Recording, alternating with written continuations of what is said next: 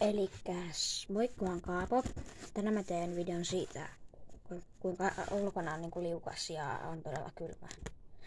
Elikkä ulkona on tällä hetkellä joku 12 astetta miinusta tai 6 astetta miinusta ja muutenkin. Jos on miinusta, niin silloin on myös siis jäätä.